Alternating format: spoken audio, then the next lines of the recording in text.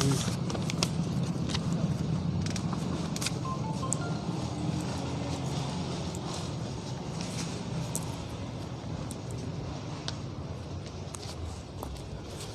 News portal देख रहे सभी दर्शकों को मेरा बहुत बहुत नमस्कार। आज है तारीख 30 और बार है शनिवार, यानी आज है वीकेंड। और कल मैंने आपसे वादा करा था आज बहुत सारी खबरों के साथ साथ एक बहुत इंपॉर्टेंट मुद्दा भी है जो आज हम आपके सामने लेकर के आएंगे। बहुत सारे आपके सवाल ऐसे हैं जहन में जिनके जवाब भी आज आपको मिलने वाले हैं। यानी चिटफंड कंपनियां, आपने पैसा लगाया, वो पैसा डूबा, मिला नहीं मिला, कितना आपको मानसिक तनाव से गुजरना पड़ रहा है उसको लेकर के, एजेंटों की क्या दुविधा है, ये तमाम ऐसे मुद्दे हैं जिनको आज हम यहाँ एक्सपर्ट के साथ में डिस्कस करेंगे कि आपका ये पैसा आपको मिलेगा या नहीं मिलेगा और आपके दिमाग में इनको लेकर के क्या सवाल चल रहे हैं। ये तमाम मुद्दे हम यहाँ ज़रूर डिस्कस करेंगे क्योंकि आज शनिवार है तो हर बार हम आपकी मुलाकात किसी न किसी से ज़रूर करवाते हैं। चलिए अब शुरुआत करते हैं आज की खबरों की, आज के मुद्दों की और आज की तमाम आसपास घटने वाली घटनाओं की। सबसे पहले तो नमन करते हैं हम हमारे बापू को, यानी शहीद दिवस है आज। और महात्मा गांधी के बारे में जितना कहा जाए, अगर इतिहास के पन्नों से महात्मा गांधी को हटा दिया जाए तो कहा जाता है कि इतिहास भारत का लगभग समाप्त है। क्योंकि बड़ी अच्छी सी वो पंक्तियाँ मुझे याद आती हैं कि दे दी हमें आज़ादी बिना खड़े की बिना ढाल और साबरमती के संत तूने कर दिया कमाल। आज़ादी का जो बिगुल उन्होंने बजाया, आप देखिए 1914 से लेकर के और 1947 तक का जो युग है उसको गांधी युग के नाम से जाना जाता है। जब 10th क्लास के बच्चे हिस्ट्री पढ़ते हैं तो उसमें आपने बिल्कुल पढ़ा होगा कि पूरा जो चैप्टर आता है वो यही आता है, 1914 से लेकर के 1947 तक का जो युग था वो सिर्फ गांधी युग था। और गांधी जी सत्य और अहिंसा के मार्ग पर चलते हुए जो उन्होंने दिखाया रास्ता, शायद हम कहीं ना कहीं अब उससे भटक चुके हैं। आज के युग में अगर गांधी जी होते और मौजूदा स्थितियों को देखते तो अफसोस करते कहीं ना कहीं कि मैंने ऐसे देश की कल्पना नहीं की थी। मेरी जो आत्मा थी वो राम राज्य लाने की थी, स्वराज्य लाने की थी, मगर आज जो हिंसा का दौर चल रहा है, उपद्रवों का दौर चल रहा है, ये उन्हें पसंद नहीं आता। तो चलिए हम उनको नमन ज़रूर करते हैं और बापू से ये वादा ज़रूर करते हैं कि बापू इस देश को वापस वैसा बनाने की प्रयास ज़रूर करेंगे जो सपना आपने देखा था और जो कल्पना आपने भारत के लिए की थी। चलिए और अब बढ़ते हैं प्रदेश की खबरों की तरफ। प्रदेश से क्या कुछ ऐसी खबर है जिसका सीधा रास्ता है आपसे। तो सबसे अच्छी खबर तो ये आई है कि 17 और 18 तारीख को प्रदेश का बजट पेश होने वाला है। उम्मीद ये की जा रही है 17 और 18 फरवरी को जो बजट है वो पेश होगा। अब आगे पीछे भी हो सकता है, अभी देखते हैं, क्योंकि पीसीसी में इसको लेकर के लगातार बैठक चल रही है और गहलोत जी जो हैं वो भी कुछ ऐसे प्रोग्राम हैं जिनको पोस्टपोन कर रहे हैं। इन दिनों उनकी तबीयत भी थोड़ी सी नासाज है, पर आज उन्होंने बीसी ज़रूर की थी और एक महत्वपूर्ण योजना का भी आज विधिवत रूप से उन्होंने शुभारंभ किया था। स्कूल शिक्षा परिवार SSP के प्रदेश अध्यक्ष अनिल शर्मा ने आज खुलेआम ये चेतावनी दे दी है कि चाहे सरकार हाँ कर या ना कर, 1 फरवरी से सारे स्कूल खोले जाएंगे। ये बिल्कुल कह दिया है प्रदेश अध्यक्ष अनिल शर्मा जी ने कि सरकार अगर इजाज़त दे तो भी ठीक है, ना दे तो भी ठीक है, लेकिन अब बहुत हो चुका। लगभग 1 साल होने को है, मार्च के बाद में स्कूल बंद थे और अभी बड़ी मुश्किल से कुछ समय पहले ही कक्षा 9 से लेकर के और 12th तक के विद्यालय खुले हैं, लेकिन बाकी अभी भी बंद हैं। कॉलेज लेवल है तो उन पर भी सिर्फ फाइनल ईयर की जो क्लासेज हैं वही चालू हैं।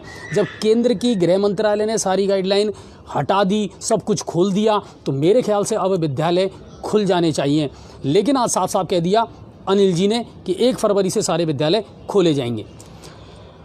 प्रदेश में कल 2 बूंद जिंदगी की पिलाई जाएगी बच्चों को, यानी पोलियो का वैक्सीनेशन जो है, टीकाकरण जो है वो होगा और 54,349 पोलियो बूथ बनाए गए हैं। और जिन बच्चों को कल नहीं मिल पाएगी ये दवाई, वो सोमवार को भी इनको पिलवाया जाएगा।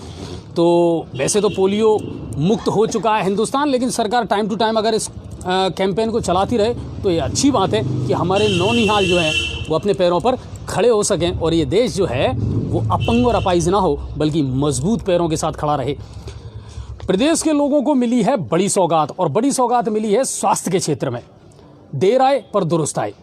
गहलोत जी केंद्र की एक योजना थी आयुष्मान भारत योजना, जिसमें 5 लाख तक का इलाज मिलता था, लेकिन उसको बहुत लंबे टाइम से टरकाती आ रही थी राज्य सरकार और उसको लागू नहीं कर रही थी। आखिर में जैसे तैसे करके आज उसको लागू किया है और इससे प्रदेश के लगभग 1.10 करोड़ परिवारों को लाभ मिलेगा। 5 लाख तक का इलाज मुफ्त होगा। इसमें 4.5 लाख रुपए तक का इलाज यानी मेजर जो बीमारियां हैं, मेजर डिजीज़ हैं, उनमें मिलेगा। और 50,000 का जो इलाज है वो जो नॉर्मल बीमारियां हैं उनमें आप इलाज करवा सकते हैं। ये सौगात मिली है। हालांकि नाम बदला गया है योजना का और अब इसको कहा गया है आयुष्मान भारत महात्मा गांधी स्वास्थ्य बीमा योजना। पहले वसुंधरा जी के टाइम पर भी चल रही थी भामाशाह योजना और केंद्र सरकार की आयुष्मान भारत योजना। इन दोनों योजनाओं को मर्ज कर दिया गया है, मिला दिया गया है और अब इस योजना का लाभ पूरे प्रदेश की जनता को मिलेगा। इसमें 1400 करोड़ रुपए राज्य सरकार वहन करेगी और 400 करोड़ रुपए का खर्चा जो है वो केंद्र सरकार वहन करेगी। यानी दोनों के संयुक्त तत्वाधान में इस योजना को अब चलाया जाएगा और ये आज से सभी जिलों में लागू हो चुकी है। देखिए, कुछ सौगात ऐसी हैं जिनको वाकई में जिनकी सराहना की जानी चाहिए। आप देखिए, एक तो निःशुल्क दवा योजना शानदार योजना है, निःशुल्क जांच योजना शानदार योजना है। गरीबों के लिए, मिडिल क्लास फैमिली के लिए, सभी के लिए ये ऐसी योजनाएं हैं सर जो वरदान साबित हुई हैं। आप देखिए, जब हम हॉस्पिटल जाते हैं अपना इलाज करवाने तो एक 10 रुपए की पर्ची में, क्यों पदम जी, कितना लाभ हमको मिल जाता है। हम जांच भी करवा लेते हैं, हमें दवाइयाँ भी मिल जाती हैं। लेकिन गंगापुर सिटी की अगर मैं बात करूं तो राजकीय चिकित्सालय में एक जो सबसे बड़ी सरदर्द है ना, वो है सोनोग्राफी वाला मामला। उसमें वेटिंग चलती रहती है और टाइम पर जो नहीं हो रही है ना सोनोग्राफी। गंगापुर सिटी एक बहुत बड़ा क्षेत्र है और इसमें आसपास के ग्रामीण भी बहुत, बिल्कुल, और सेंटर जोन है और ओपीडी जो है ना, अगर देखा जाए तो 1400-1500 तक पहुंच जाती है। उस हिसाब से देखा जाए तो इस व्यवस्था को, क्योंकि लंबे समय से मांग की जा रही है कि सर सोनोग्राफी में आप सोचिए 15-15 दिन, 20-20 दिन तक वेट करना पड़ता है। एक महीने की वेटिंग चलती है, तब जाकर के सोनोग्राफी होती है। तो इसको कहीं गंभीरता से लेना पड़ेगा। लेकिन इमरजेंसी जो भर्ती होता है उसके लिए प्रायोरिटी दी जाती है। नहीं, बिल्कुल, उनको प्राथमिकता दी जाती है। लेकिन सबसे अच्छी योजना ये है कि जैसे निःशुल्क जांच योजना है, दवा योजना है, इनसे बिल्कुल हर व्यक्ति को लाभ मिल रहा है। और अब आयुष्मान भारत महात्मा गांधी स्वास्थ्य बीमा योजना का भी लाभ राजस्थान प्रदेश के लोगों को मिलेगा। 5 लाख तक का इलाज एक परिवार प्रतिवर्ष करवा सकता है। याद रखिए, परिवार के लिए है ये योजना। अब चलते हैं भरतपुर की तरफ। भरतपुर से क्या कुछ खबरें हैं तो भरतपुर के मुडेरा में सर्दी से एक किसान की मौत हो गई। असली मुद्दा ये है, हम बार बार कहते आए हैं कि शायद वो 3 कृषि कानून जो हैं वो मुद्दा है या नहीं है ये हमें नहीं पता, लेकिन इतना ज़रूर जानते हैं किसान का असली मुद्दा ये है कि उसे रात में बिजली दी जा रही है, उसे सर्द रातों में भी अपने खेतों में रखवाली करनी पड़ती है। और उसी के चलते आज मुडेरा में एक किसान की मौत हो गई। सुबह जब परिजन वहाँ पहुँचे तो खेत में अचेत अवस्था में उसको पड़ा हुआ पाया गया। परिजन उसको लेकर के अस्पताल पहुँचे, जहाँ चिकित्सकों ने उसे मृत घोषित कर दिया। नदबई बाईपास स्थित लुहासा गांव के पास पुलिस ने आज गौवंश से भरा, देर रात को नाकाबंदी के दौरान गौवंश से भरा हुआ एक ट्रक पकड़ा। उसके टायर पंचर हो गए थे तो जो गौ तस्कर थे वो तो वहां से भागने में सफल हो गए, लेकिन पुलिस ने जो गौवंश है उसको मुक्त करवा लिया और उसमें जो है नाकाबंदी के दौरान ये कार्रवाई की गई और एक गौ तस्कर को हिरासत में भी लिया गया है। ये भरतपुर से 2 बड़ी खबरें थी। अब चलते हैं धौलपुर की तरफ। धौलपुर से क्या कुछ है आपके लिए जानना। सैंपऊ क्षेत्र के कैथरी गांव में स्थित काली माता के मंदिर की जमीन पर कुछ दबंगों ने पत्थर डालकर अतिक्रमण करने की शिकायत जिला कलेक्टर को दी है। पुजारी भगवान दास ने बताया कि NH 123 यानी 123 की ये जो ज़मीन है ना साहब, ये करोड़ों की ज़मीन है और इस पर दबंगों की बहुत लंबे समय से नज़र बनी हुई थी और अब उन्होंने पत्थर डाल करके उस पर कब्जा कर लिया है। जिला कलेक्टर को इसकी शिकायत भेज दी गई है। अब क्या एक्शन होता है ये भविष्य के गर्भ में है। धौलपुर से ही अगली खबर आबकारी कमिश्नर जोगाराम के निर्देश पर। देखिए, अभी हाल ही में 2 बड़ी त्रासदियां हुई हैं भरतपुर में जहरीली शराब से और फिर भीलवाड़ा में। इनको लेकर के अब सीएम गहलोत भी बहुत सख्त मूड में हैं और जो आबकारी कमिश्नर हैं जोगाराम जी वो भी सख्ती के मूड में हैं। सारे जिला अधिकारियों को और आबकारी विभाग को ये निर्देश कर दिया गया है कि एक सघन अभियान चला करके और अवैध शराब के खिलाफ कार्रवाई की जानी चाहिए। अच्छा जी, ये घटना होने के बाद ही प्रशासन क्यों चेतता है? वो घटना का इंतजार करता है इसलिए कि घटना होनी चाहिए। हमारे हिंदुस्तान की ये किस्मत बन गई है। क्योंकि चौथ वसूली का खेल जब तक नहीं बंद होगा जब तक ऐसा ही चलता रहेगा ये। चलिए, तो अवैध शराब के खिलाफ आज कार्रवाई करते हुए और घड़ी करीलपुर गांव में दबिश देकर मौके से 40 लीटर स्प्रिट, 1475 ढक्कन घुंघरू, 189 अंग्रेजी शराब के ढक्कन और 285 प्लास्टिक के खाली पौए भी बरामद किए हैं पुलिस ने और मौके से एक व्यक्ति को गिरफ्तार भी किया है। यानी लगातार कार्रवाइयां चल रही हैं अवैध शराब के खिलाफ। अब चलते हैं करौली की तरफ। करौली से क्या कुछ घटनाक्रम है, तो करौली के हिंडौन से आज दो खबरें हैं। पहली खबर ये है कि गांव खिजूरवाड़ा में विद्युत ट्रांसफार्मर से कनेक्शन लेने की बात को लेकर के दो पक्षों में हो गया जमकर झगड़ा, और झगड़ा बदल गया खूनी संघर्ष में। इसमें एक पक्ष के 8 लोग गंभीर रूप से घायल हुए हैं। पुलिस मौके पर पहुंची भी है, जानकारी जुटाई है, लेकिन जम करके इसमें धारदार हथियार चले हैं और 8 लोग घायल हुए हैं।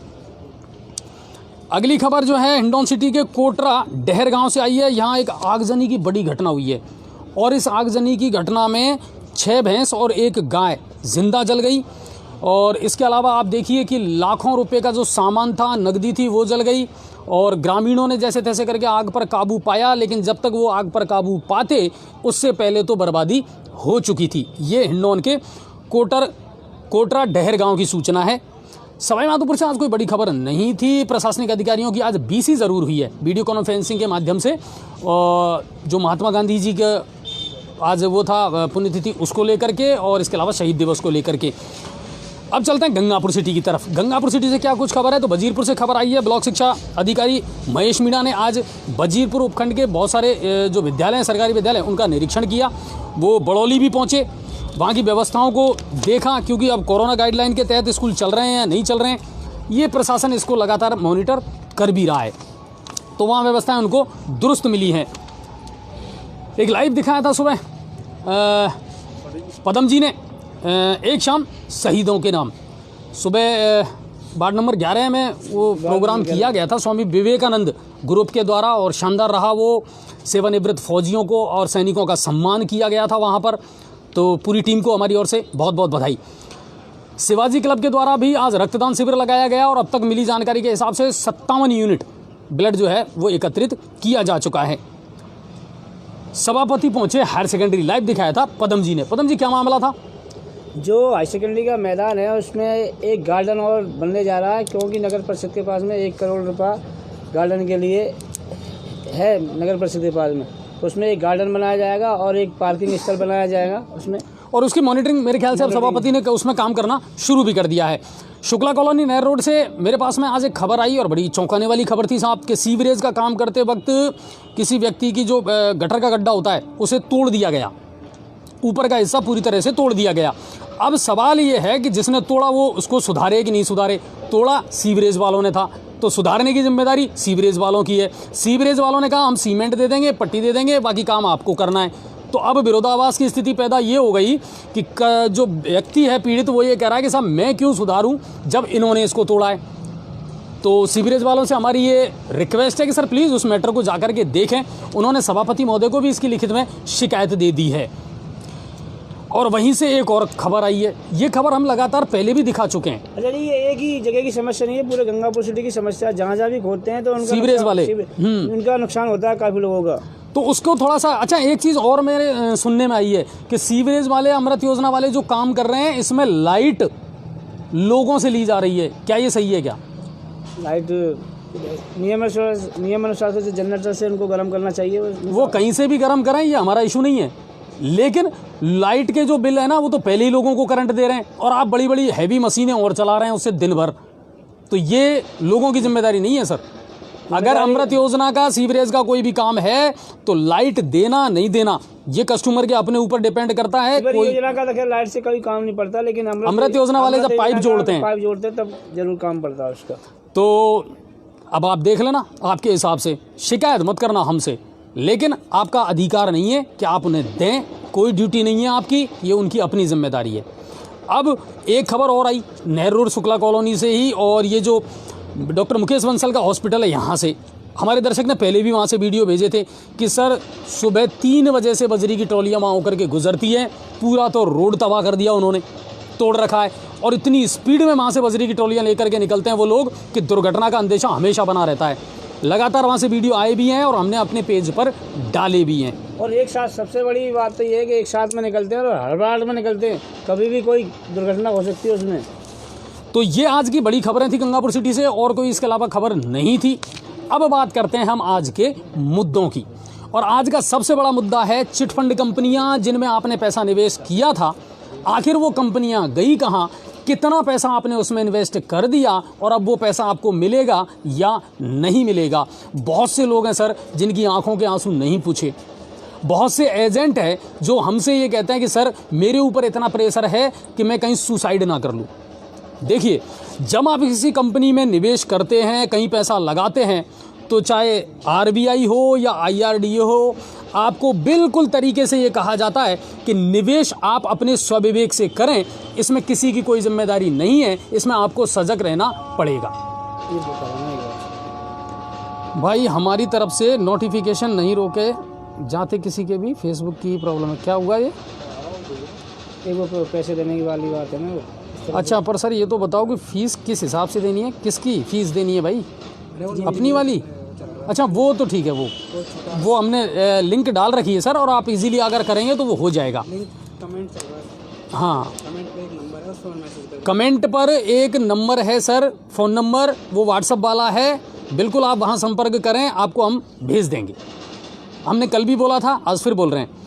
चलिए अब बात करते हैं उन मुद्दों की। तो सर वो पहले तो मुझे वो दीजिए जो मैं एक जानकारी आपको देना चाह रहा था कि देखिए, जब आप निवेश करते हैं, क्या कुछ करते हैं, तो किन चीज़ों में आपको सजग रहना बहुत ज़रूरी है। अगर बात की जाए कि क्या कुछ है, तो देखिए सबसे पहली बात आती है कि साहब चिट फंड कंपनी है क्या। तो इसके बारे में जब मैंने जानकारी जुटाई तो पता चला कि चिट फंड के माध्यम से लोगों को छोटी छोटी बचतों को इकट्ठा किया जाता है, और चिट फंड अक्सर माइक्रो फाइनेंस वाले संगठन होते हैं। बड़े सपने दिखाते हैं, बड़े वादे करते हैं, और इंटरेस्ट रेट भी बहुत ज़्यादा होती है, और वहीं लालच में हम फंस जाते हैं।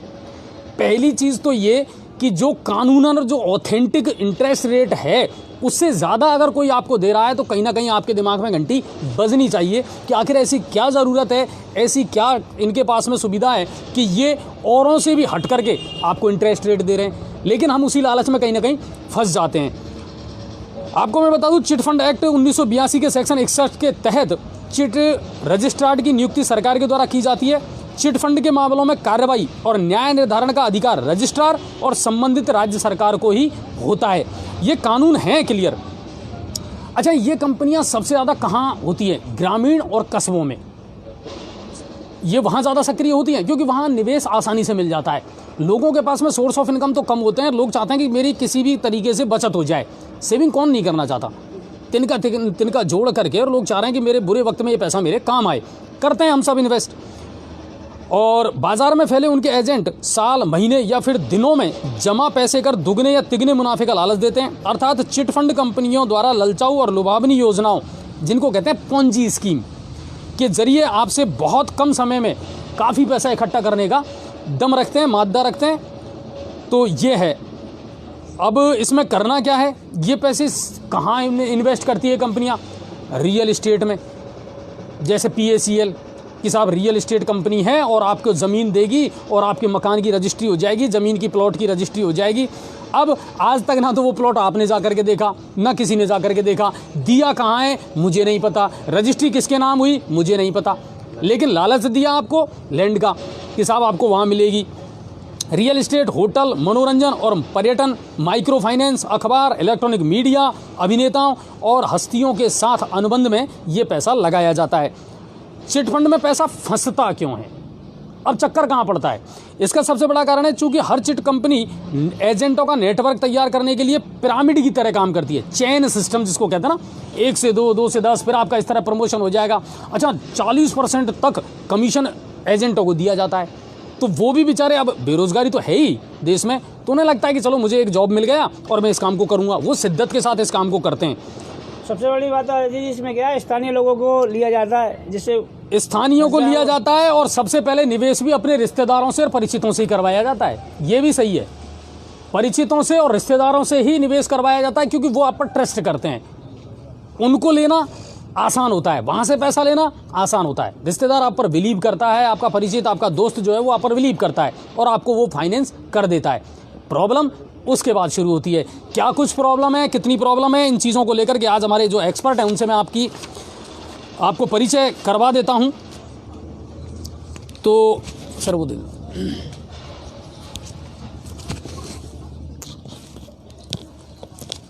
चलिए, तो सबसे पहले मैं बुलाना चाहूँगा जो आदर्श क्रेडिट सोसाइटी जो चल रही थी, जिसमें आप लोगों ने बहुत पैसा इन्वेस्ट किया था, उसमें पहले शाखा प्रबंधक के पद पर थे। तो मैं सबसे पहले उनको बुलाना चाहूँगा, कृष्णकांत शर्मा जी को। सर आप आइए और मुझे ज्वाइन कीजिए यहाँ पर। दूसरे हैं हमारे विनीत शर्मा जी। विनीत सर आइए और ज्वाइन कीजिए। विनीत सर अभिकर्ता हैं, एडवाइज़र हैं और बहुत सारे अलग अलग जो पोस्ट ऑफिस है या सहारा है उनके अभिकर्ता के रूप में काम कर रहे हैं। और एक अब ऐसे व्यक्ति हैं जो सामाजिक कार्यकर्ता तो हैं ही, साथ ही साथ उन्होंने कहीं ना कहीं एक परिवाद दायर कर रखा है इस मामले को लेकर के, तो उनसे भी मुलाकात करवाना ज़रूरी है। मिस्टर आरसी गुर्जर साहब, आइए आरसी सर और मुझे ज्वाइन कीजिए। और फिर मेरे साथ हैं सुबोध जी राजपूत, ये पल्स से जुड़े रहे हैं। और सुबोध राजपूत जी आप आइए सर। और लास्ट बट नॉट लीस्ट मेरे फ्रेंड और अभिकर्ता भी हैं विष्णु गुप्ता जी। विष्णु सर आइए और मुझे ज्वाइन कीजिए यहाँ पर। पद्म जी आप थोड़ा सा आ रहे हैं सब हम? हाँ सी बना लिया, हाँ हटा लाए, कोई दिक्कत नहीं। ठीक है, तो सबसे पहले तो आप सभी का बहुत बहुत शुक्रिया कि आपने टाइम दिया और जी न्यूज़ पोर्टल पर आप आए। मैं आपका सभी का स्वागत करता हूँ। सर ये कितना बड़ा इशू है, चाहे वो चिटफंड कंपनियों की बात कर लें या जैसे PACL है, राप्ती ग्रुप है, सोसाइटियों का संजीवनी वाला है, आदर्श क्रेडिट वाला है, ये कितना बड़ा मामला है, इसको मैं सबसे पहले तो कृष्णकांत जी आपसे जानना चाहूँगा, कितना बड़ा मामला है और कितने लोग इससे मेंटली स्ट्रेस में हैं? अगर मैं गंगापुर सिटी की बात करूं तो गंगापुर सिटी में लगभग 40 से 50 हज़ार लोग इससे प्रभावित हैं। गंगापुर क्षेत्र में, ओनली गंगापुर क्षेत्र में इतने लोग इससे इफेक्टेड बिल्कुल इफेक्टेड है। सहारा है, आदर्श है और पहले भविष्य क्रेडिट कोऑपरेटिव सोसाइटी भी थी। एक भविष्य निधि के कुछ ऐसे नाम से थी वो, तो है ना, एक राप्ती ग्रुप आई थी पहले। हाँ, तो इनसे काफ़ी लोग प्रभावित है। लेकिन आदर्श हुई, पल्स या सहारा, इनको अपन चिटफंड नहीं कह सकते, तो चिटफंड कंपनियाँ नहीं है। ये जो है सोसाइटी एक्ट के तहत रजिस्टर्ड थी, सेंट्रल रजिस्ट्रार जो दिल्ली से रजिस्टर्ड है, सब सोसाइटियाँ वहाँ से रजिस्टर्ड होकर ही कार्य करती है और नियम के अनुसार ही कार्य कर रही थी। लेकिन कहाँ गड़बड़ हुई, क्या मिला, एक साथ तो इतनी गड़बड़ी मिली नहीं होगी। जो सोसाइटियाँ आज 20 साल से या 15 साल से काम कर रही है और हर साल उनकी सरकार जांच करती है, तो हर साल जांच होती है, तो उसमें क्या मिलता है? अगर जांच होती है और पहले ही पकड़ में आ जाता तो आज इतने लोग इससे प्रभावित नहीं होते। बहुत बड़ी बात आपने कही है कि ये सही बात है। अगर समय रहते ही इन पर नज़र रखी जाती, निगरानी रखी जाती और टाइम टू टाइम ट्रांजैक्शन होता रहता तो शायद इतना बड़ा घोटाला नहीं होता। विनीत सर आप तो बहुत करीब से इससे जुड़े हुए हैं और बहुत डीपली इस बारे में नॉलेज रखते हैं कि गड़बड़ होती कहाँ है? कस्टमर गड़बड़ कर रहा है, एजेंट गड़बड़ कर रहा है, या फिर कंपनियों में जो हाई लेवल पर बैठे उच्च अधिकारी हैं उनके द्वारा गड़बड़ होती है? देखो, कंपनी में कोई भी सोसाइटी हो, सारा हो, कोई भी ग्रुप हो, फाइनेंशियल ग्रुप कोई भी काम करता है तो वो अपने सदस्यों से, अपने निवेशकों से पैसा लेता है, उसको निवेश करता है। निवेश के उनके पास कई विकल्प रहते हैं। वो रियल एस्टेट में भी निवेश करते हैं, हाउसिंग में भी निवेश करते हैं, इंफ्रास्ट्रक्चर में भी करते हैं। तो उस निवेश में जो है, ये जो निवेश किया जाता है वो कहीं ना कहीं लीगल नहीं होता, कुछ ना कुछ उसमें गड़बड़ी होती है, जो गवर्नमेंट की नज़र में होते हुए भी शायद हम ये कह सकते हैं उसको कि गवर्नमेंट उसको, सरकार हमारी अनदेखा कर कर उसको पास किए जाते हैं उनके सारे प्रस्तावों को, तभी जाके ये सब काम होते हैं। ऐसा तो है नहीं कि कोई भी गड़बड़ी की गई है वो एक साथ ही सारा पैसा है उन्होंने कहीं निवेश किया हो, या कोई चिटफंड कंपनी जिस प्रकार आपने कहा अभी, तो इनको चिटफंड कंपनी तो यूँ नहीं कह सकते अपन के कोई साल 2 साल से तो ये चल नहीं रही हैं, लंबे अरसे से 20-25 साल से संस्थाएं चलती आ रही हैं, तो चिटफंड कंपनी तो अपन नहीं कह सकते। नहीं, आप जैसे अपन चिटफंड नहीं कह रहे, अपन कह रहे हैं कि सभी रजिस्टर्ड हैं, है ना, और ऑथेंटिक तरीके से ये चल रही हैं। लेकिन सर ऐसा क्या होता है कि इन कंपनियों के इंटरेस्ट रेट या इन कंपनियों के जो वादे हैं ना, वो RBI गाइडलाइन से कुछ आउट होते हैं, अलग होते हैं कि साहब मैं आपको इतना इंटरेस्ट दे रहा हूँ। दूसरी बात, ये कमीशनों जो एजेंट हैं उनको बड़ा लंबा चौड़ा कमीशन देते हैं। तो यहाँ तो कहीं ना कहीं एक शक का बीज पड़ता है ना कि यार गड़बड़ है कहाँ। ऐसा नहीं है, इतना लंबा कमीशन वाली बात तो इतनी नहीं है। जिस प्रकार आपने कहा कि 40% कमीशन नहीं दिया जाता है कभी किसी संस्था में, और अगर कोई चिटफंड कंपनी देती होगी तो उसकी मुझे जानकारी नहीं है। बाकी अगर अपन सारा PACL या अदर्स की बात करें तो वहाँ पर 2 या 3% का ही कमीशन दिया जाता था। अच्छा, सुबोध सर पल्स से जुड़े रहे हैं और खूब लंबा आपने निवेश भी लोगों से करवाया है और पूरी शिद्दत के साथ आपने पल्स में काम किया है, मुझे अच्छी तरीके से इस बात का पता है। गड़बड़ है कहाँ, क्या ये इशू है? यस सर, मैं धन्यवाद देना चाहूँगा अजय भारद्वाज जी पदम जी का, जी न्यूज़ पोर्टल का, जो हमें डिबेट के लिए आमंत्रित किया। साथ ही मैं गंगापुर सिटी के सभी वासियों और देशवासी जो इन कंपनियों में निवेश किया है, उनसे निवेदन है कि वित्त मंत्रालय के अंतर्गत एक पार्ट होता है IRDA। हाँ बिल्कुल। और IRDA के अंडर में ही सारी ये कंपनियां कार्य करती हैं। RBI के अंडर में बैंक कार्य करती है, अलग अलग पार्ट्स हैं। और इनके ऊपर सेबी एक कंट्रोल ऑफ सेबी के अंडर में सारी कंपनियां हैं। ये अलग अलग, मैं जैसा भी एज मैं जान रहा हूँ। और मैंने पल्स में करीब 10 साल कार्य किया है, मेरी मिसेज ने कार्य किया है, मैं उनकी सहायता करता था। और पल्स एक लोगो है, इसके अंडर में बहुत सारी कंपनियां हैं। PACL लिमिटेड है, पल्स फॉरेस्ट ग्रीन लिमिटेड है, PIPL लिमिटेड है, बहुत सारे।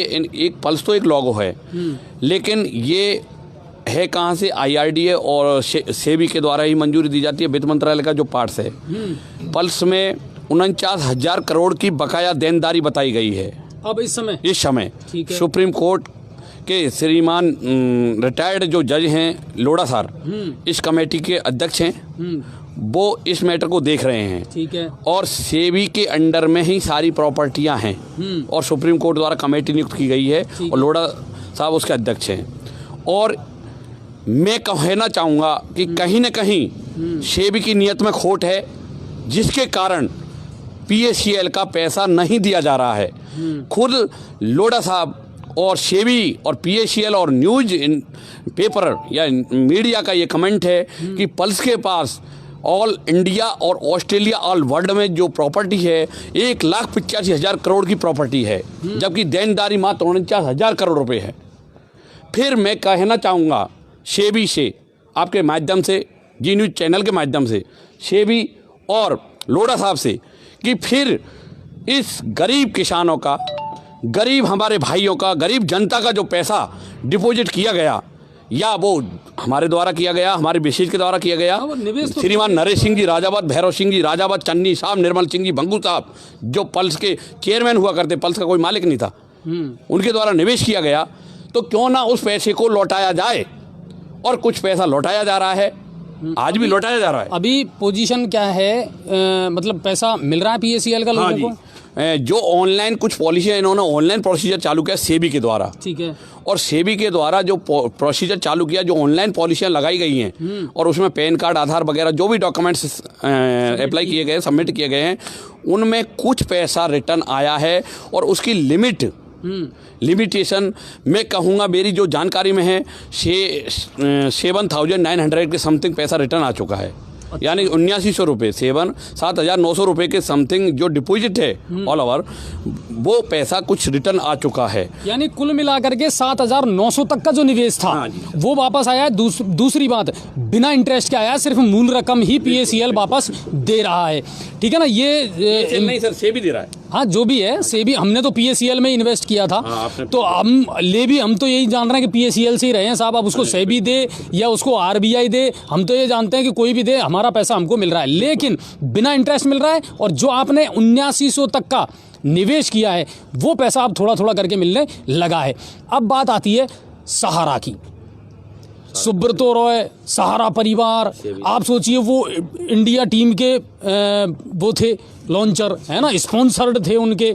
और काफ़ी देनदारियां जब निकली 1,000 करोड़ रुपए सी, तो ये मामला गड़बड़ कहाँ हुआ? नहीं तो सारा तो अच्छा चल रहा था, और सहारा में तो बहुत लोगों ने अच्छा काम करके भी दिखाया है। फिर गड़बड़ क्या थी? एक्चुअली सहारा का मामला जो है, रियल एस्टेट की एक कंपनी थी, Sahara India real estate corporation limited और एक सहारा हाउसिंग कॉरपोरेशन लिमिटेड की, दो कंपनियों में जो निवेश लिया गया था, वो सेबी ये कहती है कि हमारे जो अथॉरिटी थी उसके अकॉर्डिंग इन्होंने निवेश नहीं किया। तो उसमें कहीं ना कहीं कोई इशू रहा है, जिसकी वजह से इनका लंबे अरसे से, तकरीबन 2012 से सहारा सेबी का विवाद भी चल रहा है, जो पहुँचते पहुँचते सुप्रीम कोर्ट तक चला गया। ठीक है। सुप्रीम कोर्ट में सुब्रतो रॉय की गिरफ्तारी भी उसमें हुई थी उनकी। बिल्कुल 14 महीने वो जेल में भी रहे थे। सुप्रीम कोर्ट का ये आदेश था कि भाई जो निवेश सहारा ने इन दो कंपनियों के माध्यम से लिया है, उसको 15% ब्याज से लौटाया जाए। इतनी लंबी राशि को, करीब 25,000 करोड़ की थी, तो इतना संभव नहीं था कि तुरंत ही उसको निवेशकों को लौटा दी जाए। उसके लिए सहारा ने सेबी को सुप्रीम कोर्ट ने सेबी को भी कहा, बट सेबी ने ये कहा कि भाई वो पैसा हमारे माध्यम से हम लौटाएंगे, सहारा के माध्यम से नहीं। तो सुप्रीम कोर्ट ने उसको मंजूरी भी दे दी थी। उसके लिए सहारा को ये पाबंद भी किया गया था कि भाई आप ये 24,600 करोड़ की राशि को सेबी को जमा कराएं। सेबी इसको संपत्तियां बेच करके कैसे भी, हाँ हाँ, वो कंपनी एक्ट, अभी मैं आपको बता दूं बहुत सारे दर्शकों को कि अब सरकार ने नया कंपनी एक्ट जो बनाया है उसके मुताबिक ये है कि अगर कोई कंपनी इस तरह की धोखाधड़ी करती है और निवेशकों का पैसा लेकर के भागती है तो सबसे पहले उसकी संपत्ति को कुर्क करके और वहां से इस पैसे को कलेक्ट किया जाए और निवेशकों को पैसा जितना हो सके उतना देने का प्रयास किया जाए। हमने मीडिया में भी और अखबारों में खूब पढ़ा था कि लगभग 500 करोड़ रुपए की संपत्तियां तो ऐसी थी जो जेल में रहते ही नीलाम करवा दी थी सुब्रतो रॉय जी ने, और उसके बाद में जब और थी तो उसके बाद में हाँ काफ़ी पैसा उन्होंने। अच्छा, अब सहारा का जो है मामला, सहारा का पैसा मिल रहा है? सहारा का जो सेबी में पैसा जमा कराया गया है, रियल एस्टेट और हाउसिंग में जिनका निवेश था वो सेबी के माध्यम से लगभग मिल चुका है लोगों को। अच्छा तो मेरे पास अगर कोई ऐसा इशू है जिनका कोई पासबुक या सब मेरे पास में अगर उनकी रसीदें हैं तो ऐसे कोई लोग हैं जिनका कोई मामला पेंडिंग में चल रहा हो तो उसके लिए क्या किया जाए?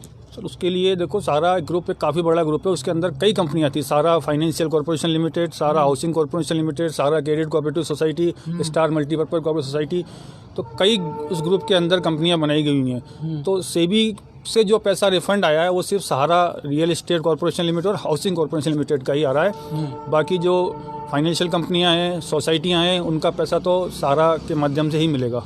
ठीक है। अच्छा, आप इतने लोग हैं इस जॉब से जुड़े हुए हैं, आपको कहीं ना कहीं विश्वास है कि ये जो पैसा है निवेशकों का, आप ये एश्योर करते हैं कि हाँ पैसा तो मिलेगा?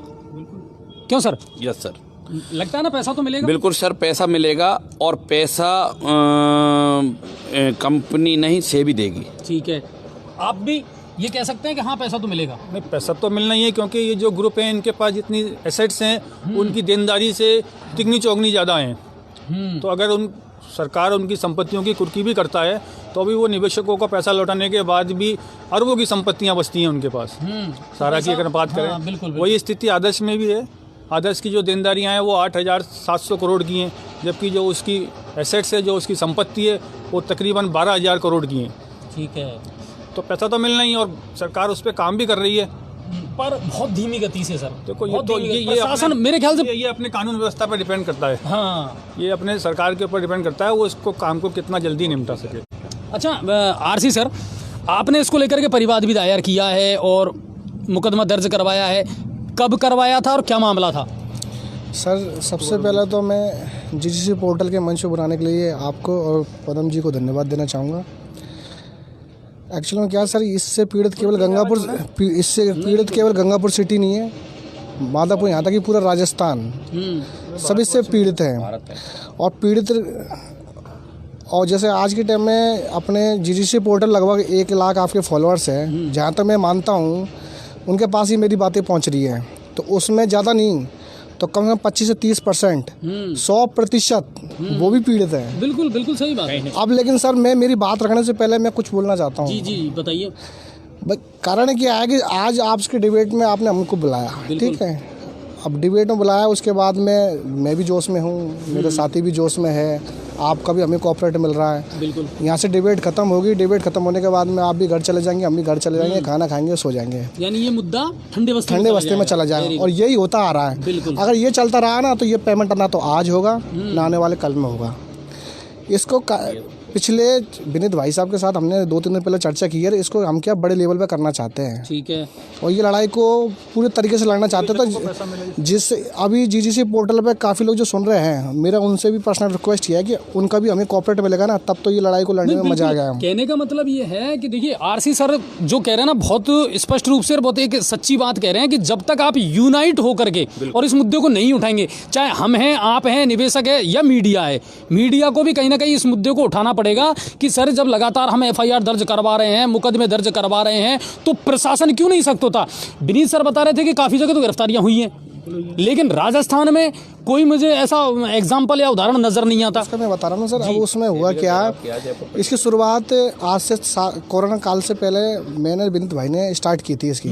तो सबसे पहले विनीत शर्मा जी, इनको क्या काफ़ी अच्छा नॉलेज है और इन्होंने ही सबसे पहले मेरे से बोला कि भाई साहब अगर अपन इसको इस तरीके से करें तो कुछ अपन को हेल्प मिल सकती है। तो हम दोनों ने मिलके, कुछ पार्टियां मेरी भी थी, कुछ पार्टियां विनीत भाई की भी थी, सबको मिला के हमने एक परिवाद यहाँ पे मुकदमा दर्ज भी करवाया था अक्टूबर में। और मुकदमा दर्ज करवाने के बाद में उसमें कार्रवाई भी की गई थी। हम जयपुर भी गए थे रीजनल मैनेजर के पास, उसके बाद दिल्ली भी गए थे। उसमें प्रशासन का हमें अच्छा कोऑपरेट मिला, इसमें कोई शक नहीं है। और हमारी बात बन भी दी थी, लेकिन उसके बाद में कोरोना आ गया। कोरोना के बाद में ये ठंडे बस्ते में चली गई फाइल। उसके बाद अभी तक भी वो ठंडे बस्ते वो फाइल, ये मान के चलो इस पर इतना वजन हो गया होगा कि वो दोबारा निकालने में टाइम लगेगा। लेकिन फिर भी हम जो परिवाद है वो अभी चल रहा है। हाँ चल रहा है, लेकिन ठंडे बस्ते में पड़ा हुआ है। किया था सारा इंडिया के खिलाफ ही किया था। सारा इंडिया के खिलाफ था आपका? हाँ सारा। ठीक है। अच्छा के सर, आप आदर्श सोसाइटी से जुड़े रहे हैं, शाखा प्रबंधक के तौर पर थे, सब कुछ बढ़िया चल रहा था, फिर गड़बड़ कहाँ हुई? और अब आज की तारीख में आदर्श सोसाइटी की क्या पोजीशन है? आदर्श में जिनका पैसा है, जिन निवेशकों ने अपना निवेश किया है, क्या कहना चाहेंगे उनसे? वो तो सब जेल में है। हाँ, जो MD वगैरह है, उनकी पूरी फैमिली जेल में है। लेकिन जो भी जानकारी हमारे पास आती है उसके हिसाब से ये है कि इस साल लोगों को भुगतान मिलने की संभावना पूरी है। अच्छा। हाँ, कुछ ना कुछ भुगतान उनको मिल जाएगा इस साल। With interest? विद इंटरेस्ट या। अच्छा, हमारे सुनने में ये भी आया कि साहब अच्छी खासी प्रॉपर्टी उनके पास में रख सकते हैं। हाँ, उनके पास संपत्ति अच्छी है। देनदारी मात्र 8400 करोड़ की है, जबकि 9700 करोड़ की तो उन्होंने डील की थी IDB ग्रुप से। ठीक है। लेकिन सब संपत्ति सीज कर रखी थी गवर्नमेंट ने, इस वजह से वो डील वहीं पे कैंसिल करनी पड़ी। अच्छा, ये गड़बड़ी ये भी है कहीं ना कहीं। देखिए, सरकार ने क्या करा, आपके खाते सीज करके पटक दिए, सब कुछ बंद कर दिया और सब कुछ एक वो कहते हैं ना कि तारीख पे तारीख और उसको लटका दिया। ना तो मुझे मिल पा रहा, ना आपको मिल पा रहा, ना कोई रिजल्ट आ पा रहा। तो ये कहीं ना कहीं सरकार को और प्रशासन को सोचना पड़ेगा कि जब आपने एक कंपनी एक्ट बना दिया तो, और जब आपने कमेटी का गठन कर दिया, देखिए हर चीज़ में सबसे पहले तो कमेटी का गठन होता है, कमेटी का गठन कर दिया, वो कमेटी किस कछुए की चाल से काम कर रही है ये समझ में नहीं आ रहा। जल्दी से जल्दी करें, क्योंकि सर लोगों ने अपनी जो गाड़ी कमाई है ना, उसका एक एक पैसा जोड़ करके और दिया, और अब वो मिल भी नहीं रहा और वो हंसी के पात्र बन गए। जी कुछ कमेंट आ रहे हैं दर्शकों के। जी RC सर, हम आपके साथ हैं। चलिए वो तो ठीक है सर, हमारे पैसे डूबेंगे या मिलेंगे सहारा के? चंद्रभान जी कह रहे हैं। चंद्रभान जी, पैसा तो देखो सारा इंडिया में जिन्होंने भी निवेश कर रखा है सबका पैसा मिलेगा और ब्याज सहित मिलेगा, इसमें तो कोई शक नहीं है। मिल भी रहा है और मिल भी रहा है अभी।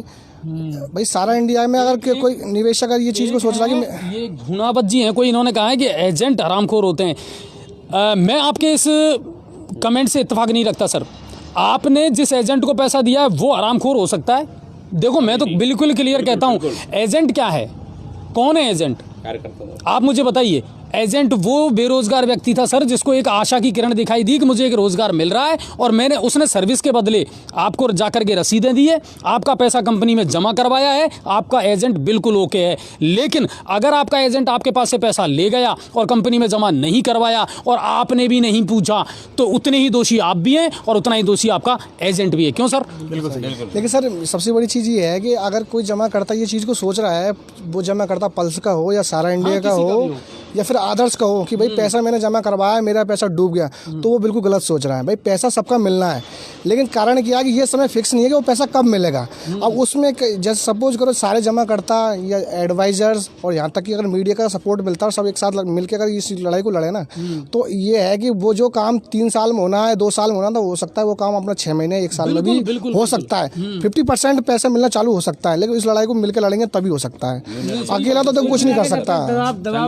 दबाव नहीं बनाया जाएगा तब संभव नहीं है सर, नहीं, जब तक प्रेशर नहीं बनेगा। हाँ, और सर इस पे क्या है, आने वाले टाइम में हम प्लानिंग भी कर रहे हैं और दमदारी से इस लड़ाई को लड़ेंगे भी। और इसकी शुरुआत आगे प्लानिंग है कि अभी डिस्कस करना ठीक नहीं रहेगा, क्योंकि अगर डिस्कस करेंगे तो फिर वो काम नहीं होता, तो फिर क्या वो हास्य के पात्र बन जाते, तो वो ठीक नहीं है। वो सारी चीज़ हम आपको बताते रहेंगे और उसमें हमें आपका भी कोऑपरेट चाहिए। उसमें आप उनका भी सहारा ले सकते हो जिनके साथ में चोट हुई है। हाँ, बिल्कुल भाई, उनको साथ आना चाहिए उनको साथ में। भाई सबसे बड़ी चीज़ ये है ना, वो साथ में नहीं आते। उसमें होता क्या है सर, कई बार तो कई चीज़ें क्या होती है, जैसे इसमें जमा करता भी एजेंट खुद निवेशक है, बिल्कुल सही बात कही। जमा करता भी क्या होता है, जैसे जिसने पैसा जमा करा रखा है, भाई वो भी गलत नहीं है। भाई जमा करवाया उसने पैसा इसलिए जमा करवाया, कल जब मेरे बच्चे की शादी होगी तो ये पैसा मेरे काम में आएगा। गलती जमा करता की भी नहीं है। जमा करता को अगर ये पता होता कि कंपनी कल की जाए ऐसा होगा तो वो जमा नहीं करवाता। भाई जमा करता की भी गलती नहीं है और गलती कंपनी की भी नहीं है कि कंपनी को ये पता नहीं कि मेरे साथ ऐसे कार्रवाई हो जाएगी। लेकिन ओवरऑल फिर भी मैं तो ये कहूँगा कि पल्स हो, सारा इंडिया हो या आदर्श हो, पैसा सबका मिलेगा, टाइम फिक्स नहीं है। अगर पैसा सब चाहते हैं जल्द से जल्द मिले, तो भाई जल्द से जल्द तो तभी मिल पाएगा जो एडवाइज़र जमा करता। और यहाँ तक कि अगर प्रेस मीडिया का हमको इलेक्ट्रॉनिक मीडिया का कोई साथ मिलता है तो ये काम हम 6 महीने 1 साल में भी आसानी से कर सकते हैं। नहीं, बिल्कुल आपको मीडिया का साथ भी मिलेगा। अब एक जो मुद्दा बार बार आ रहा है वो है कि साहब एजेंट कौन सा दोषी है, किस एजेंट को दोषी मानते हैं आप? एजेंट को दोषी अपन मान सकते हैं भाई, आपने निवेशक ने किसी ने भी पैसा जमा कराने को, निवेश कराने को पैसा दिया एजेंट को, उसने पैसा लेके जमा रख लिया जेब में, जमा नहीं कराया, कंपनी तक नहीं पहुंचा है, आपको उसकी रसीद प्राप्त नहीं हुई है, तो आप एजेंट को दोषी कह सकते हैं। वो एजेंट तो दोषी है ही, लेकिन अगर उसने पैसा, आपने उसको पैसा दिया जमा कराने के लिए, उसने जमा करा के आपको उस जमा की रसीद आपकी ला के दी है, तो फिर उसमें एजेंट नहीं, उसमें दोष कैसा है? देखिए, उसने अपनी सर्विस दी और उसका इतना ही काम था, लेनदारी और कंपनी तक देना ये उसकी जिम्मेदारी थी, आपको रिफंड करना ये उसकी टर्म एंड कंडीशन में शामिल नहीं था। इस चीज़ को समझना पड़ेगा। और दूसरी बात, हम भी क्या है सर, कई बार कच्चे लोभ में आ जाते हैं, हम भी उतने ही दोषी हैं। हमारा दोस्त है, रिश्तेदार है, भाई है, हमने रसीद ही नहीं मांगी, बिल्कुल होता है ऐसा, हमने रसीद ही नहीं मांगी। और ये जो चीज़ें हैं ना, ये बहुत सारे लोगों के साथ में अब घातक साबित हो रही हैं। अरे साहब, मेरे पास तो कोई एविडेंस ही नहीं है। अब एविडेंस ही नहीं है तो कंपनी पर भी आप कहने के हकदार नहीं हो, आप एजेंट से भी कहने के हकदार नहीं हो। अब आपको पैसा मिले तो मिले कैसे? अच्छा जी, ऐसा पोस्ट ऑफिस के खाते धारकों के साथ में हुआ है। कम से कम गंगापुर सिटी का 1-2 करोड़ रुपया लेके कई भाग चुके हैं यहाँ से। और जिनकी उपभोक्ता को भी इसमें गलती है, उन्होंने अपने खाते कभी चेक ही नहीं किए, उनको भी अपने खाते चेक करने चाहिए। नहीं, बिल्कुल। और गंगापुर सिटी में हुआ है। देखिए, रामकेश जी ने बहुत बढ़िया भेजा है कि PACL के मैटर में इंटरनेशनल मीडिया साथ नहीं है। ये सही बात है। अगर मीडिया साथ दे दे और लोग जुट जाए ना एक ताकत के साथ में, तो ऐसा नहीं है। और देखो, नहीं सर, 1 साल में हो सकता है काम? नहीं, बिल्कुल हो सकता है। मीडिया का असहयोग रहा है। मेरा निवेदन है आपसे, PACL इंडिया लिमिटेड एक पब्लिक लिमिटेड कंपनी है और इसमें जो भी निवेशक है वो इसका पार्ट्स है। निर्मल सिंह भंगू की कंपनी नहीं है ये। निर्मल सिंह भंगू एक चेयरमैन है और वो भी एक इसके हिस्सेदार हैं। और इसमें आपने भी निवेश किया। 6 करोड़ कस्टमर हैं पल्स के ऑल इंडिया में। पल्स के सबसे ज्यादा 6 करोड़ बिल्कुल सही सर, मैं कहूँगा। सहारा है और बहुत कस्टमर, सहारा का सबसे बड़ा ग्रुप है सहारा पल्स। और ये 83 से लगातार अनवरत चल रही है। पल्स लोगो एक है और इनकी अंडर में जो कंपनियां हैं, उनके जो पार्ट्स हैं वो 83 चल रही है। और 2004 में जयपुर से इसका फिर रजिस्ट्रेशन हुआ है। 96 में इसकी जांच हुई, 2004 में राजस्थान हाई कोर्ट से इसको क्लीन चिट मिली है सर। और उसके बाद फिर ये PACL इंडिया लिमिटेड यानी पल्स एग्रोटेक कॉर्पोरेशन लिमिटेड के नाम से अनवरत रियल एस्टेट का कार्य कर रही है। और अब इसमें एक चीज़ और निकल करके आती है सर, ये न्यूज आइए लेटेस्ट कि नहीं, पहले बिल्कुल मीडिया ने खूब उठाया भी है कि पल्स स्क्रीन के 10,000 तक के जो दावों के लिए एक और अवसर मिलेगा। ये कब की न्यूज़ है? 20 दिसंबर की। हाँ, ये 20 दिसंबर की खबर है जो हमको बता रहे हैं कि ये मीडिया में आई है कि 10,000 तक के जो आपके दावे हैं उनका पैसा कहीं ना कहीं आप सेबी के माध्यम से जो ऑनलाइन कर रहे हैं पॉलिसी लगा करके और आपकी रसीद के माध्यम से आप ले सकते हैं। और इसके अलावा 3 जनवरी को भी आई है पल्स भुगतान सेबी कमेटी करेगी। ये तो बिल्कुल 1-1.5 साल से लगातार हम सुनते आ रहे हैं कि सेबी करेगी। और आप मुझे ये बताइए, आपके पास कोई ऐसा उदाहरण है इनमें से किसी लोगों का पैसा आया हो? 10,000 तक के भुगतान मेरे पास भी है। बहुत बढ़िया। तो देखो, आए तो हैं, पैसे तो आए हैं। सलेमपुर से हैं, अपने सलेमपुर से हैं योगी जी। वो योगी जी का 7,900 का जो पेमेंट आया है वो मैंने खुद ने उनका देखा है। SBI का कमेंट वो देखा, स्टेटमेंट और उनकी पासबुक की वो देखी है। PACL द्वारा और नेफ्ट द्वारा ट्रांसफर हुआ है पैसा। चलिए, तो कुल मिलाकर के पैसा आ रहा है। इसको पढ़ के बताओ, ये खुद जिम्मेदार है इसका। आपको और मैं रिसीप्ट दी है आपकी इजाजत तो नरेश सिंह से लाइव बात करा सही है। आप उनको ये कह रहे हैं रामकेश जी, आपको रिसीप्ट दी है तो एजेंट सही है। बिल्कुल, और क्या, अगर रसीद दी है तो फिर एजेंट का कोई दोष नहीं है इसमें। ये तो सही बात है। अरे सर, एक्चुअल में क्या है, कई पार्टियां ऐसी भी है भाई, निवेश किया उसने, उसको कागज़ दे दिए, कागज़ देने के बाद में वो जमा एडवाइज़र के ऊपर मुकदमा दर्ज करवा रहा है। मुकदमा दर्ज हो रहे हैं, लेकिन फिर भी इसके लिए मैं ऐसे कई जमा करता है उन इस तरीके से, सॉरी एडवाइज़र, वो इस तरह से पीड़ित हैं। अब मैं आपको बताता हूँ कि उसका सबसे बड़ा उदाहरण मैं खुद हूँ। एक्चुअल में क्या था, चलो ये तो अपना थोड़ा बहुत आप जैसे लोगों का आशीर्वाद है कि आप भी हम ही जानते हो तो उस वजह से हम तो इस तरह की समस्या हमारे सामने आई थी, उससे हम निकल लिए। सबसे बड़ी चीज़ है कि प्रशासन ने भी हमें अच्छा कोऑपरेट किया। मैं सबसे पहले तो प्रशासन को बहुत बहुत धन्यवाद देना चाहूँगा कि इस तरह की समस्याओं को उनका बहुत अच्छा कोऑपरेट मिला। सीआई साहब हो, डिप्टी साहब हो, उनका बहुत बेहतरीन कोऑपरेट, इसमें कोई शक नहीं है। और हमें उम्मीद ये है कि अगर वो आगे भी अगर हमें और कोऑपरेट करेंगे तो वो हमारे लिए ज़्यादा बेटर है। उससे क्या होगा कि अगर ये कार्रवाई में और ताकत दें तो जल्द से जल्द ये पैसा वापस आ जाएगा। अच्छा, अब एक चीज़ और है, बिल्कुल 1 मिनट, पॉलिसी करवाने का हमें सहयोग रहा है सर। पॉलिसी करवाने के लिए तो एजेंट कहता है कि मेरी सारी जिम्मेदारी है, लेकिन देने के समय कहता है कंपनी भाग गई, अब मैं क्या करूं। मुकेश जी कह रहे हैं, देखिए अब आप वही गलती कर रहे हैं, ये मार्केटिंग है। मुझे अपनी चीज़ अगर बेचनी है तो मैं हर हथकंडा अपनाऊंगा। ये एक पॉलिसी भी देखो, मार्केट का एक फंडा है सर। मुझे अगर कुछ बेचना है तो मैं उसके लिए तरीका अपनाऊंगा। आज कोई भी कंपनी है या कोई भी अपनी इंश्योरेंस पॉलिसी है या कोई भी बेचता है तो सब तरीके से कहता है। सोचना आपको है, सोचना आपको है। और दूसरी बात, अगर उसने कहा है आपने पॉलिसी करवा ली तो कोई दिक्कत नहीं है। इम्पॉर्टेंट है आपके पास रसीद आई या नहीं आई। अगर रसीद आई है तो आपका एजेंट सही है, अगर रसीद आपके पास में नहीं आई है तो आपके एजेंट ने आपके साथ में चीटिंग की है। 2 टप्पे की ये बात है। हाँ, आप क्या कहना चाह रहे थे? सर मैं ये कहना चाहूँगा, जो पल्स में PACL की बात करता हूँ, इसमें हमारे जो सीनियर हैं, टॉप सीनियर चीफ एग्जीक्यूटिव जिनको कहते थे या सीनियर चीफ एग्जीक्यूटिव, उनका थोड़ा असहयोग है। अच्छा, हाँ, वो ढंग से डील नहीं कर रहे हैं, ढंग से इस मैटर को आगे उठा नहीं रहे हैं, वरना शायद ये पेमेंट कभी का हो जाता। और कुछ कोरोना के कारण हेयरिंग नहीं हो पाई हैं सुप्रीम कोर्ट में, उसका भी कारण रहा है। बाकी लेकिन अब उम्मीद ये करते हैं अब सब कुछ नॉर्मल हो जाए। सर मैं फिर दोबारा वही बात रिपीट करना चाहूँगा कि ये डिबेट जैसे हाँ, आप डिबेट करेंगे और कल फिर आज शाम को घर जाएंगे, अभी रात को जाएंगे, खाना खाएंगे और सो जाएंगे, और सुबह आप भी भूल जाएंगे और मैं भी भूल जब तक आप लोग दबाव नहीं बनाओगे और जिनके साथ में चोट हुई है जब तक वो दबाव नहीं बनाएगा तो मीडिया भी मुद्दा नहीं उठाएगी।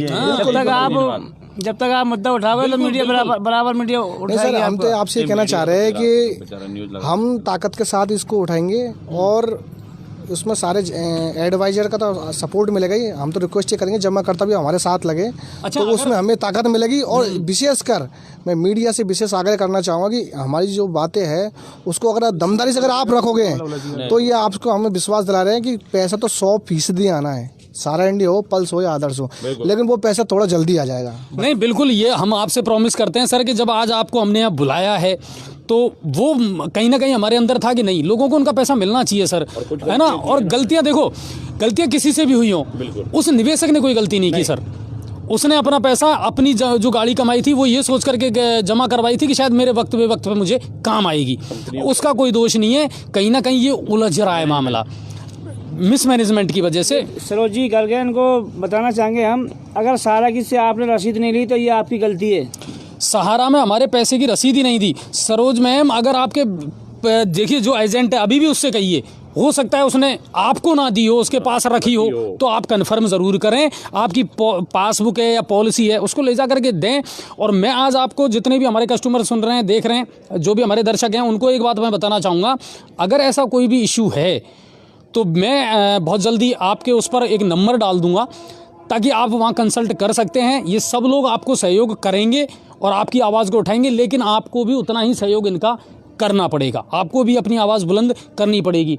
अब एक चीज़ जाते जाते मैं जानना चाहूँगा कि अब आजकल जो इन्वेस्टमेंट चल रहा है, जैसे पोस्ट ऑफिस में चल रहा हो या बहुत सारी जो बैंक है वो म्यूचुअल फंड लेकर के आ रही हैं, ये क्या चीज़ है सर? और इनमें किस तरीके से लोग निवेश कर सकते हैं? ये सेफ़ है या नहीं है? क्या सिक्योरिटी है? म्यूचुअल फंड तो मार्केट रिस्क पे ऊपर डिपेंड करता है। टीवी पर बाकायदा इसका ऐड दिखाया जाता है, उसमें सब सावधानी से जो भी निवेश करना है सावधानी से करें, अपनी रिस्क पे करें। अच्छा, और पोस्ट ऑफिस में भी चल रहा है? पोस्ट ऑफिस के बारे में तो विनीत भाई साहब ज़्यादा अच्छा बताएंगे। पोस्ट ऑफिस में भी आपके पास अलग अलग योजनाएं हैं जिनमें लोग करवा रहे हैं पैसा? सभी तरह की योजनाएं, आवर्ती योजनाएं भी हैं, साथ ही म्यूचुअल फंड पोस्ट ऑफिस नहीं करता है, बैंक जो करते हैं। हाँ, बैंकिंग करते हैं, क्योंकि म्यूचुअल फंड एक यूनिट लिंक प्लान है, ये पूरा शेयर होल्डिंग पे रहता है। अच्छा, शेयर के उतार चढ़ाव पे डिपेंड बिल्कुल, करता है। इक्विटी बेस रहते हैं। एक्चुअल में क्या है, मैं तो म्यूचुअल फंड और स्टॉक मार्केट को कहीं गलत नहीं मानता।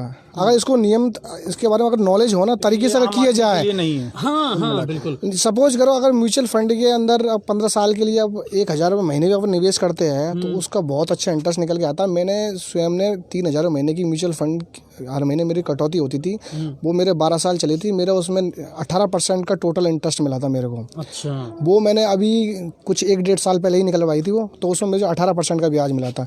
बशर्ते ये है कि वो लॉन्ग टर्म के लिए ही बेनिफिट है। अगर आप शॉर्ट टर्म के लिए सोचोगे तो आपको कुछ बेनिफिट होने वाला नहीं है। अच्छा, कुल मिलाकर के यह देखिए, चाहे कोई सी भी पॉलिसी हो, चाहे कोई सी भी कंपनी हो, चाहे आप कहीं भी पैसा निवेश करते हैं, मगर ये ध्यान रखिए, ये पैसा आपका है, आपकी गाड़ी कमाई है, और इसको सोच समझ करके निवेश करने की सबसे पहली जिम्मेदारी तो आपकी है। आपको बहुत सोचना पड़ेगा, सोच समझ करके ही आपको निवेश करना पड़ेगा। और मैं कम से कम ये मानता हूं कि औपचारिक और अनौपचारिक स्रोतों में फ़र्क करना सीखिए। कौन सा ऑथेंटिक है, कौन सा अनऑथेंटिक है, इस चीज़ को आपको देखना पड़ेगा। और अब कम से कम सारी चीज़ें अब तो ऑनलाइन है सर, सब कुछ मिलता है सोशल साइट पर। आप किसी भी चीज़ को खोल करके देख लीजिए, साइट को RBI की देख लीजिए, सेबी की देख लीजिए, फिक्की का भी बहुत बड़ा रोल रहता है कई बार इस चीज़ में, है ना। तो इन चीज़ों को आप देखिए और फिर उसके हिसाब से अपने पैसे का निवेश करिए। बाकी मैं इतना ज़रूर कह सकता हूँ इनके बिहाफ पर कि हाँ, सहारा हो या PACL हो या आदर्श सोसाइटी हो, सरकार ने नया कंपनी एक्ट बना दिया है। आपका पैसा कहीं नहीं जाने वाला, बस आपको ताकत के साथ खड़ा होना पड़ेगा। और दूसरी बात, अपने एजेंट को दोष देना बंद करें। आपके हाँ, बल्कि उसका साथ दीजिए। आप सही हैं, आपका एजेंट सही है, तो फिर साथ दीजिए कि साहब आपने मुझे ला करके रसीद दे दी, मैंने आपको पैसा टाइम टू टाइम दिया है, अब गड़बड़ी की है तो कंपनी ने की है, ना एजेंट ने की ना आपने की। मेरे रिटर्न हुए सर, बहुत नहीं, बिल्कुल खूब पैसे रिटर्न भी हुए हैं, हो भी रहे हैं, और देना पड़ेगा। लेकिन आपको सबको एक साथ जुटना पड़ेगा, पैसा सबका आएगा, पैसेंस रखें।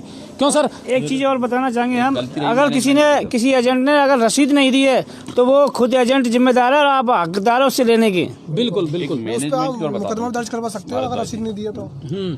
सर, कंपनियां और एजेंट हो सकता है 1-2% गलत होंगे, निवेशक अपनी जगह सही हैं, विश्वास पे उन्होंने निवेश किया है। बाकी गलतियां रही हैं मैनेजमेंट की, सिस्टम की। कहीं ना कहीं मैनेजमेंट और सिस्टम की गलतियों के कारण आज जो निवेशक भुगत रहे हैं वो मैनेजमेंट की गलती है, सिस्टम की गलती। क्यों कि एक एग्जाम्पल देना चाहूँगा भारद्वाज जी, कि अपन अगर रजिस्ट्रेशन लेते हैं एक दुकान का, पान की दुकान का, या मैं यूँ कहूँ एक इलेक्ट्रिक की दुकान का, तो अपन इलेक्ट्रिक का ही सामान बेच सकते हैं। हाँ, गड़बड़ी मिसअंडरस्टैंडिंग वहीं से होती है। उस पे अपन आबकारी या अन्य सामान नहीं बेच सकते। उसी प्रकार जैसे मैं कहना चाहूँगा, सहारा इंडिया हो या PACL इंडिया हो, इनका रियल एस्टेट का काम था तो रियल एस्टेट का ही काम करना चाहिए था। इन्होंने अन्य और इसकी आड़ में अन्य कहीं और कार्य किए हैं, और कुछ इन्होंने एजेंट की कोई योग्यता ना रखी, कोई योग्यता नहीं थी एजेंट की, किसी को भी एजेंट बनाया जा रहा था। एग्रीमेंट जो हुआ उसमें फोटो अनिवार्य था, डॉक्यूमेंट्स अनिवार्य थे, लेकिन विदाउट फोटो विदाउट डॉक्यूमेंट्स के इन्होंने डिपॉजिट किए हैं। अच्छा, एक बात नरेश जी ने मुझे भेजा है कि सर PACL काफी दिनों से बंद है, इसमें बहुत से लोगों का पैसा निवेश हुआ है। गलत किया है इन्होंने कि तो मेरा कहने का मतलब ये है, उसी पे तो डिबेट चल रही है। जब मैं आपको बार बार बता रहा हूँ तो मेरे ख्याल से आपने सुना नहीं है कि पैसा PACL में अगर आपने दिया है तो बिल्कुल PACL में आपको पैसा मिलेगा, ऐसी कोई बात नहीं है। आपके पास अगर रसीदें हैं, पॉलिसी हैं, तो अभी जैसा बता रहे थे सुबोध सर कि 10,000 तक की देनदारियां तो दे रहा है PACL, मिली है लोगों को, मिल रही हैं, तो आप बिल्कुल बेफिक्र रहें सर, है ना। जैसी जैसी संपत्तियां बिक रही हैं, लोगों का पैसा मिल भी रहा है। तो आप सभी का बहुत बहुत धन्यवाद। और आप जाते जाते ये जरूर लोगों को श्योर कर जाएं कि हाँ, आपका पैसा मिलेगा, लेकिन कहीं ना कहीं आपको भी उनका साथ देना पड़ेगा, और जब तक वो साथ नहीं देंगे नहीं होगा ये काम। बताइए। पैसा सबको मिलेगा, ब्याज सहित मिलेगा। आदर्श क्रेडिट कोऑपरेटिव सोसाइटी हो चाहे सहारा हो, सबका पैसा मिलना है, लेकिन मीडिया को हमारा साथ देना पड़ेगा। हमने ट्विटर पे भी अभियान चलाया था, लाखों ट्वीट डेली किए, उसके बाद भी मीडिया अभी तक सो रही है। किसी ने कोई मतलब लाखों करोड़ों लोगों का दर्द नहीं दिखाया है अभी तक। फालतू की न्यूज दिन भर टीवी पे चलाएंगे, ये हो गया वो हो गया, लेकिन काम की न्यूज जो लाखों करोड़ों लोग जो परेशान हैं उनके बारे में कोई कुछ नहीं बोलता है। एक बड़ा मुद्दा है सर। हाँ सर भाई जो बात मैं कहना चाहता था वो हमारे के भाई ने बोल दिया। फिर भी मैं ये कहना चाहूँगा सर कि बड़े स्तर पर हम मुहिम चलाने वाले हैं, उसमें विशेषकर मीडिया से हमारा विशेष आग्रह है, इलेक्ट्रॉनिक मीडिया से भी और प्रेस मीडिया से भी, प्रिंट मीडिया से भी, कि इसमें आप हमारा साथ दें बस। बिल्कुल। हाँ सर, क्या कहना चाहेंगे विनीत सर? बिल्कुल सही है सर, मेरा कहना तो यही है कि पैसा तो सबको मिलना है, लेकिन इसके लिए कोई ज़रूरत नहीं है, धैर्य रखना पड़ेगा। आवश्यकताएं तो सभी के सामने हैं, उनको तो फेस करनी ही पड़ेंगी। जो मुसीबतें हैं वो तो टाइम लगेगा सब चीज़ में। अच्छा विष्णु सर, आपने तो बहुत दिन लोगों से पैसा इन्वेस्ट करवाया है, काफ़ी देर से बिल्कुल खामोश खड़े थे आप, तो मैंने कहा चलो अब पूछ ही लें विष्णु सर से, कितने ऐसे लोग हैं, कस्टमर हैं जो वाकई में परेशान हैं, जिनसे आप मिलते हैं? इससे पर्सनल व्यवहार भी कहीं ना कहीं लोगों का इफेक्टिव तो हुआ है सर। लगभग 200 कस्टमर हैं। हाँ, आदर्श में थे? आदर्श में जो परेशान है। अच्छा, अब इससे जो खुद का पर्सनल व्यवहार है उस पर भी बड़ा फर्क पड़ा है? बहुत ज़्यादा, है ना? बहुत ज़्यादा फर्क पड़ रहा है। लोगों ने नजरें फेर ली, हाँ। निगाहें फेर ली अब। बिल्कुल बिल्कुल, है ना? तो ये एक अपना एक दर्द है, लेकिन उम्मीद ये करते हैं और ये सब लोग इस बात के लिए बहुत श्योर हैं कि इस पैसा मिलेगा, सबको मिलेगा। धैर्य ज़रूर रखें और हाँ, अपने एजेंट का साथ दें बजाय उस पर उंगली उठाने के। हम जानते हैं, आप ये मानते हैं कि हाँ हमने तो तुझे दिए, तू जाने, तेरा काम जाने, हमने तो पैसा तुझे दिया, हम कंपनी को नहीं जानते। मगर ये ध्यान रखिए, आपके माध्यम था वो, कि पैसा तो आपने कंपनी को ही दिया था, वो सिर्फ माध्यम था, उसने आपके आ करके अपनी पॉलिसी या एक मार्केटिंग की थी। तो इस पर भरोसा रखें। बाकी उम्मीद ये करते हैं जल्द से जल्द आप सब इन लोगों का हिस्सा बनेंगे, इनका साथ देंगे और इस मुहिम को हम भी तेज़ी से चलाएंगे तो आपको आपका पैसा ज़रूर मिलेगा। और प्रशासन के भी कानों पर कहीं ना कहीं तो जू रहेंगे, उनका भी सहयोग चाहेंगे। नहीं बिल्कुल, तो ये बात है। और आप सभी का बहुत बहुत धन्यवाद। जी न्यूज़ पोर्टल लगातार अच्छे मुद्दे उठाता रहेगा और सर आप सबका भी मैं बहुत बहुत शुक्रिया अदा करता हूँ और उम्मीद करता हूँ आपकी डिबेट अच्छी रही, है ना? और लोगों को कहीं ना कहीं राहत जरूर मिलेगी अब इससे कि हमारा जो पैसा है वो सुरक्षित है और वो जरूर मिलेगा। माध्यम से मैं यही कहना चाहूँगा अंत में, मैं धन्यवाद जी न्यूज़ पोर्टल और भारद्वाज जी और पद्म जी जोशी और जितने भी कस्टमर हैं, हमारे निवेशक हैं, चाहे वो सहारा के हों, पल्स के हैं या क्रेडिट आदर्श क्रेडिट सोसाइटी के हैं, तो वो धैर्य रखें और विश्वास करें सुप्रीम कोर्ट पर, बिल्कुल बिल्कुल, लोढ़ा कमेटी पर या जो भी मैटर चल रहे हैं। हमारी न्याय व्यवस्था और हमारी सरकार इतनी कमजोर नहीं है कि वो आपके पैसे को इसी तरह खराब हो जाने देगी, नहीं होगा, आपको जरूर मिलेगा। बिल्कुल मिलेगा सर, मिलेगा, ये मैं वादा करता हूँ आपसे। चलिए बहुत बहुत धन्यवाद आपका, बहुत बहुत शुक्रिया और जब भी आपकी जरूरत होगी हम जरूर बुलाएंगे। विनीत सर बहुत बहुत धन्यवाद सर। ठीक है विष्णु भैया, धन्यवाद sir. Shambhu Singh Rajput, okay sir, प्रतिनिधि। चलिए बहुत बहुत धन्यवाद। तो उम्मीद करते हैं आज की जो डिबेट है वो आपको पसंद आई होगी और बिल्कुल धैर्य रखिए, आपका जो पैसा है वो मिलेगा और इस मुहिम को अब हम बहुत जोर शोर के साथ में ज़रूर उठाएंगे क्योंकि आपकी गाड़ी कमाई है वो ऐसे नहीं जाएगी ज़ाया। और आप अब तक धैर्य रखते आए हैं तो आगे भी आप धैर्य रखें। कल अपनी बात, हाँ मुझे मालूम है आपको इंतज़ार है अपनी बात का, कल अपनी बात आएगी, ज़रूर आएगी और गाँवों से जुड़ेंगे, गाँवों के मुद्दे उठाएंगे, किन गाँवों में क्या समस्याएं चल रही हैं, सरपंच प्रतिनिधियों से बात करेंगे। और इसके अलावा हमारा एक विचार और है कि शायद हम कल किसी पटवारी जी के साथ में लाइव जुड़ें डिबेट में यहाँ, ताकि ग्रामीण क्षेत्र में पटवारी की कितनी महत्वपूर्ण भूमिका होती है और वो क्या कुछ कर सकता है, इससे भी गांव के लोग जो हैं वो रूबरू हो सकें। तो कल हमारी ये कोशिश रहेगी।